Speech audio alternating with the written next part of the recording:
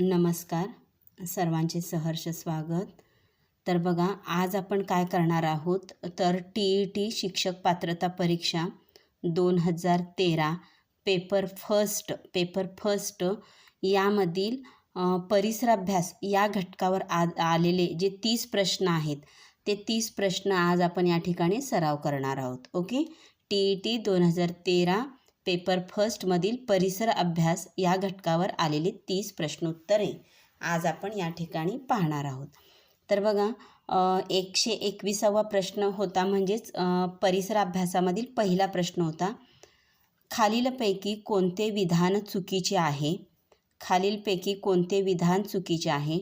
पर्याय दिलेले आहेत। पाण्याचे प्रदूषण रोखण्यासाठी क्लोरीनचा वापर करतात, हे वाक्य बरोबर आहे, कारण पाण्याचं प्रदूषण रोखण्यासाठी म्हणजेच पाणी शुद्धीकरणासाठी क्लोरीन वापरतात, हे बरोबर आहे।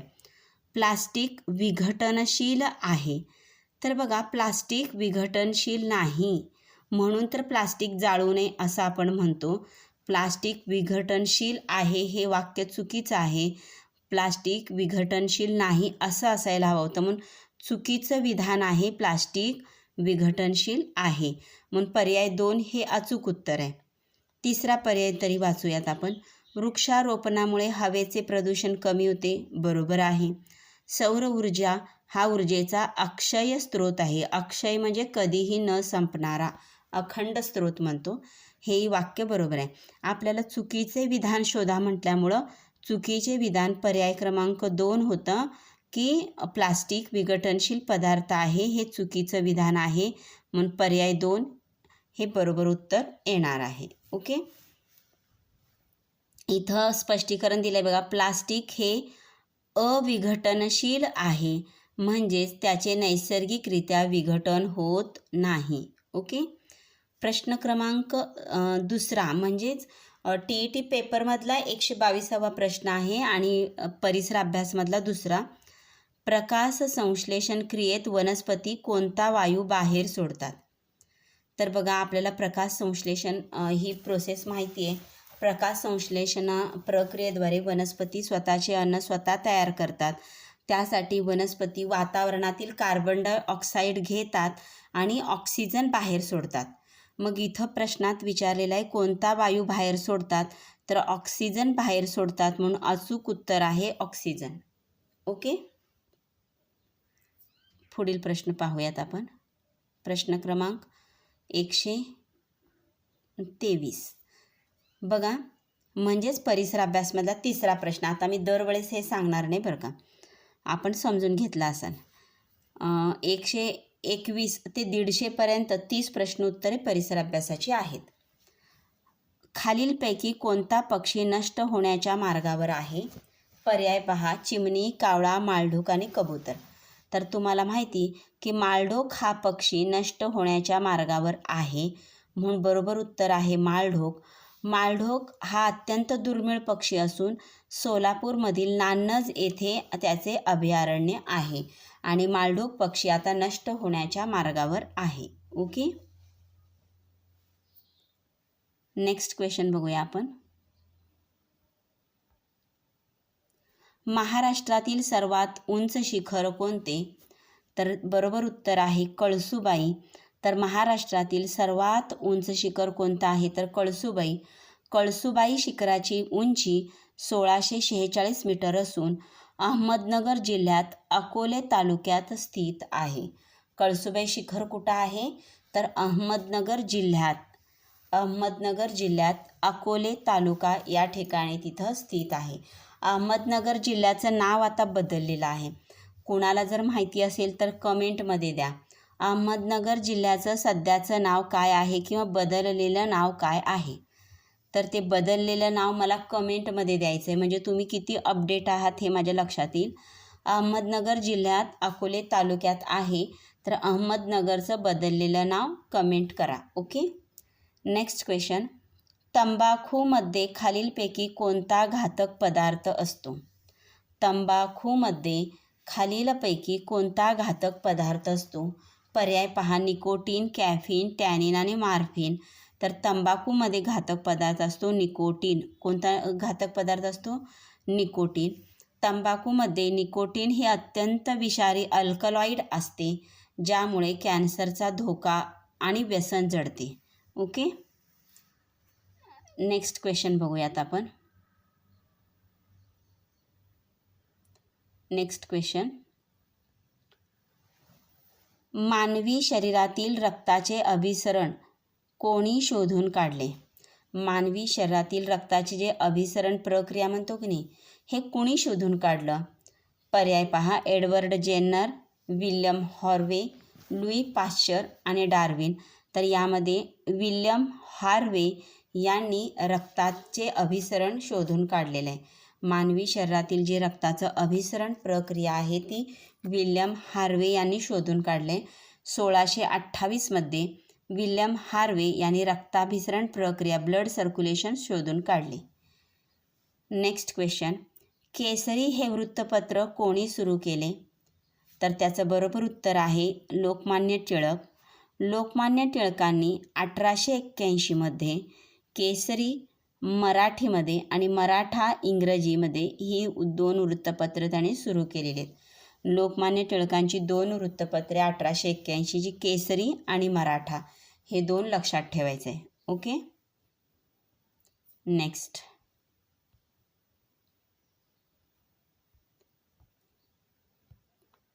भारताचा सर्वात दक्षिणेकडील बिंदू कोणता? भारताचा दक्षिणेकडील बिंदू म्हणजे खालील भाग बरं का, दक्षिणेकडील जो हा बिंदू आहे की नाही भारताचा, त्या बिंदूला म्हणतात इंदिरा पॉईंट. काय म्हणतात? इंदिरा पॉईंट. निकोबार बेटावर असलेला इंदिरा पॉईंट हा भारताचा सर्वात दक्षिणेकडील, म्हणजे इकडं जे अंदमान निकोबार बेट आहेत त्या अंदमान निकोबार बेटवर असलेला इंदिरा पॉईंट हा भारताचा सर्वात दक्षिणेकडील भाग असून तो दक्षिणेकडील भाग आहे, म्हणून त्याला दक्षिणेकडील बिंदू असं म्हटलेलं आहे. तर निकोबार अंदमान बेट जे आपण म्हणतो ते लक्षात ठेवायचं आहे. उत्तर आहे इंदिरा पॉईंट. नेक्स्ट क्वेश्चन, पाण्याचे रासायनिक सूत्र काय आहे? उत्तर आहे पाण्याचे रासायनिक सूत्र आहे H2O. काय आहे? H2O. O2 म्हणजे ऑक्सिजन, CO2 म्हणजे कार्बन डायऑक्साईड आणि H2O म्हणजे पाणी. पाण्याचे एक रेणू 2 हायड्रोजन आणि 1 ऑक्सिजन यांनी बनलेले असते. बघा, H म्हणजे हायड्रोजनचे 2 रेणू, ऑक्सिजनचा 1 अणू यांनी बनलेला असतं. ओके, नेक्स्ट,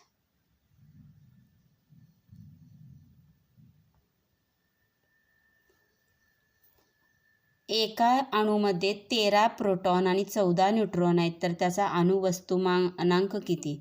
तर अणुवस्तुमानांक काढण्याचं सूत्र इथं दिलं आहे बघा. अणुवस्तुमानांक बरोबर प्रोटॉनची संख्या अधिक न्यूट्रॉनची संख्या. एकदा काय होतं परीक्षे वेळेस इथं न्यूट्रॉनची पण संख्या देतात, तर न्यूट्रॉन म्हणते, इलेक्ट्रॉनची पण संख्या देतात, तेव्हा इलेक्ट्रॉन यामध्ये ॲड करायचं नाही, ती चूक करायची नाही बरं का. प्रोटॉन आणि न्यूट्रॉन यांची बेरीज केलं की अणुवस्तुमानांक निघतो. तर 13 प्रोटॉन आणि 14 न्यूट्रॉन मिळून किती वस्तुमानांक होतो? अणुवस्तुमानांक 27. ओके, इलेक्ट्रिक बल्बमध्ये कोणत्या वायूचा वापर केला जातो? तर इलेक्ट्रिक बल्बमध्ये नायट्रोजन वायू वापरतात किंवा आर्गॉनसुद्धा वापरतात. का वापरतात? तर बल्बमधील फिलामेंटचे ऑक्सिडीकरण टाळण्यासाठी. बल्बमध्ये जे फिलामेंट असतात त्याचे ऑक्सिडीकरण टाळण्यासाठी नायट्रोजन किंवा आर्गॉन हे निष्क्रिय वायू वापरतात. मग प्रश्न असाही येतो बघा, निष्क्रिय वायू कोणाला म्हणतात? मग नायट्रोजन किंवा आर्गॉन हे निष्क्रिय वायू आहे, ते लक्षात ठेवा.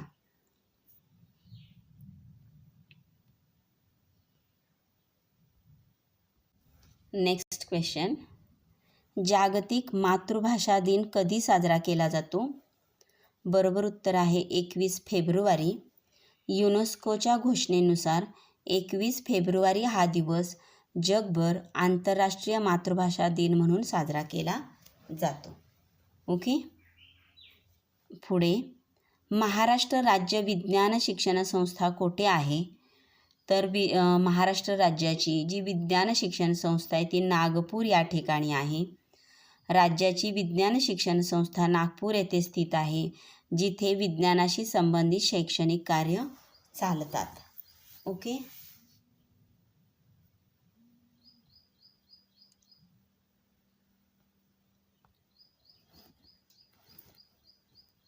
आझाद हिंद सेनेची स्थापना कोणी केली? सर्वांना माहिती आहे, आझाद हिंद सेनेची स्थापना सुभाषचंद्र बोस यांनी केलेली आहे.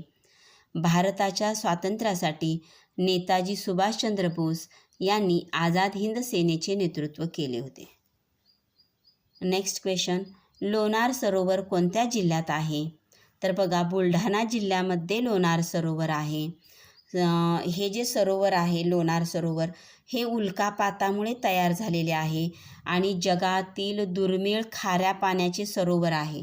म्हणून असाही प्रश्न येऊ शकतो की जगातील दुर्मिळ खाऱ्या पाण्याचे सरोवर कोणते? तर बुलढाणामधील लोणार, हे लक्षात ठेवायचं. ओके.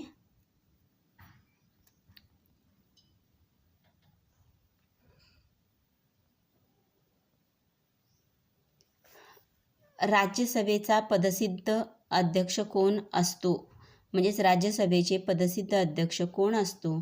तर त्याचं उत्तर आहे उपराष्ट्रपती. भारतीय संविधानानुसार भारताचे उपराष्ट्रपती हे राज्यसभेचे पदसिद्ध अध्यक्ष असतात. भारताचे उपराष्ट्रपती हे राज्यसभेचे पदसिद्ध अध्यक्ष असतात. ओके. नेक्स्ट क्वेश्चन, सत्यशोधक समाजाची स्थापना कोणी केली? तर त्याचं उत्तर आहे महात्मा ज्योतिराव फुले. तर सत्यशोधक समाजाची जी स्थापना आहे ती महात्मा ज्योतिराव फुले यांनी केली. 24 सप्टेंबर 1873 रोजी पुणे येथे महात्मा फुले यांनी समाजातील अंधश्रद्धा आणि विषमतेविरुद्ध लढण्यासाठी याची स्थापना केली. ओके. 24 सप्टेंबर 1873 रोजी पुणे येथे महात्मा फुले यांनी समाजातील अंधश्रद्धा आणि विषमतेविरुद्ध लढण्यासाठी सत्यशोधक समाजाची स्थापना केली. नेक्स्ट,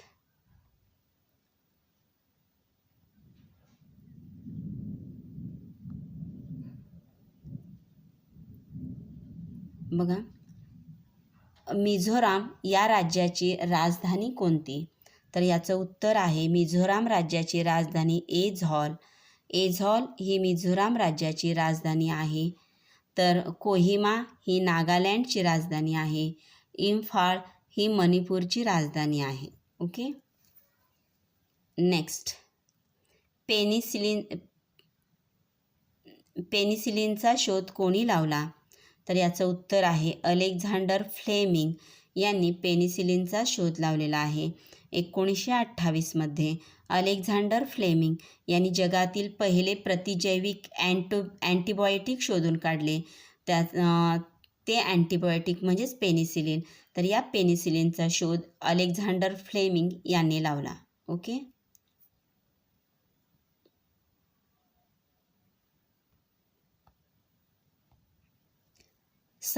सत्यशोधक समाजाची स्थापना कुणी केली? तर आत्ताच आपण पाहिलेलं आहे की महात्मा ज्योतिराव फुलेंनी केली. इथं हे प्रश्न डबल झालेले आहेत बरं का. मिझोराम राज्याची राजधानी एझॉल. ओके. पेनिसिलिनचा शोध हे डबल झालेला आहे. पेनिसिलिनचा शोध अलेक्झांडर फ्लेमिंगने लावला. जागतिक पर्यावरण दिन कोणत्या दिवशी साजरा होतो? तर जागतिक पर्यावरण दिन 5 जून रोजी साजरा होतो. पर्यावरणाचे रक्षण आणि जनजागृतीसाठी दरवर्षी 5 जून हा दिवस जागतिक पर्यावरण दिन म्हणून साजरा केला जातो. ओके. शेवटचे 10 प्रश्न राहिलेले आहेत, आपण पाहूयात. मानवी शरीरातील सर्वात मोठी ग्रंथी कोणती? तर मानवी शरीरामध्ये सर्वात मोठी ग्रंथी म्हणजे यकृत आहे. त्याला आपण लिव्हर म्हणतो. यकृत ही मानवी शरीरातील सर्वात मोठी ग्रंथी असून ती पित्तरस तयार करण्याचे महत्त्वाचे कार्य करते. तर बघा, यकृत ही मानवी शरीरातील सर्वात मोठी ग्रंथी असून पित्तरस तयार करण्याचे महत्त्वाचे कार्य करते यकृत. सूर्यमालेतील सर्वात मोठा ग्रह कोणता? तर याचं उत्तर आहे सूर्यमालेतील सर्वात मोठा ग्रह ज्युपिटर म्हणजेच गुरु आहे. गुरु हा सूर्यमालेतील सर्वात मोठा ग्रह आहे. त्याखालोखाल शनी या ग्रहाचा क्रमांक लागतो. ओके.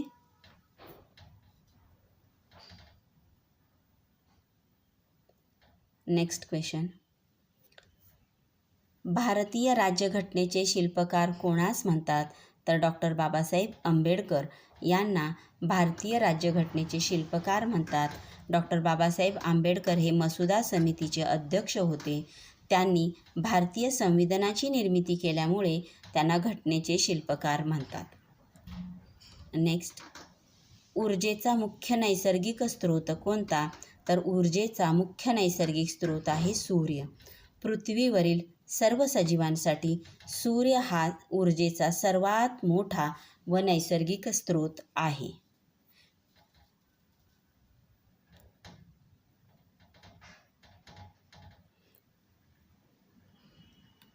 राज्याच्या प्रशासकीय यंत्रणेचा प्रमुख कोण असतो? तर याचं उत्तर आहे मुख्य सचिव.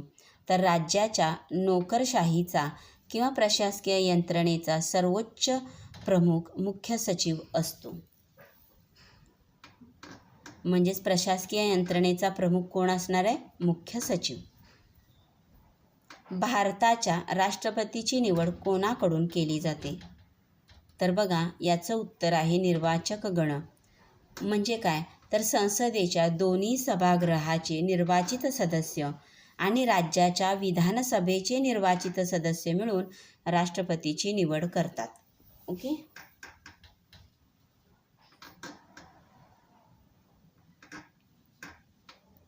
बघा, सुरुवातीला जेव्हा TET आली तेव्हा फर्स्ट इयरची ही प्रश्नपत्रिका आहे 2013ची. भारतीय संविधानातील कलम 360 कशाशी संबंधित आहे? तर भारतीय संविधानामधील कलम 360 हे आर्थिक आणीबाणीशी संबंधित आहे. जेव्हा देशाच्या आर्थिक स्थैर्याला धोका निर्माण होतो तेव्हा राष्ट्रपती कलम 360 अन्वये आर्थिक आणीबाणी घोषित करू शकतात. ओके. Next question. युनेस्को या संस्थेचे मुख्यालय कोठे आहे? तर पहा, युनेस्को या संस्थेचे मुख्यालय फ्रान्समधील पॅरिस या ठिकाणी आहे. कुठे आहे? फ्रान्समधील पॅरिस. तर बघा, शिक्षण, विज्ञान आणि संस्कृतीच्या संवर्धनासाठी काम करणाऱ्या युनेस्कोचे मुख्यालय फ्रान्सची राजधानी पॅरिस या ठिकाणी आहे. शेवटचे 2 प्रश्न या ठिकाणी राहिलेले आहेत, ते बघूयात आपण. शेवटचे 2 प्रश्न या ठिकाणी राहिलेले आहेत, बघूयात. Grand old man of India भारतीय राजकारणातील पितामह कोणास म्हटले जाते? तर दादाभाई नौरोजी यांना म्हटलं जातं.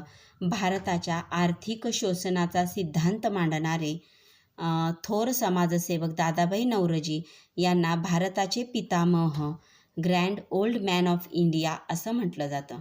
बघा, असाही प्रश्न येऊ शकतो, भारताच्या आर्थिक शोषणाचा सिद्धांत कुणी मांडला? तर दादाभाई नौरोजी यांनी मांडला. शेवटचा प्रश्न या प्रश्नपत्रिकेतील, डेसिबल हे काय मोजण्याचे एकक आहे? तर डेसिबल ही आवाजाची तीव्रता मोजण्याचे एकक आहे.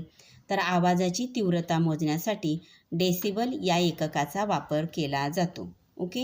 तर अशा पद्धतीने आपण TET 2013 पेपर फर्स्टमधील परिसर अभ्यासाचे 30 प्रश्न या ठिकाणी अभ्यासले आहेत. तर अशाच पद्धतीने तुम्ही दररोज जर 30 ते प्रश्न अभ्यासात गेलात तरीसुद्धा तुम्हाला अनेक घटकांचा, म्हणजे नेमकं कोणत्या घटकावर कोणत्या पद्धतीचे कशा प्रकारचे प्रश्न विचारले जातील याचा अंदाज येऊ शकतो. ओके. व्हिडिओ आवडल्यास लाईक करा, सबस्क्राईब करा आणि शेअर करायला अजिबात विसरू नका. ओके. थँक्यू.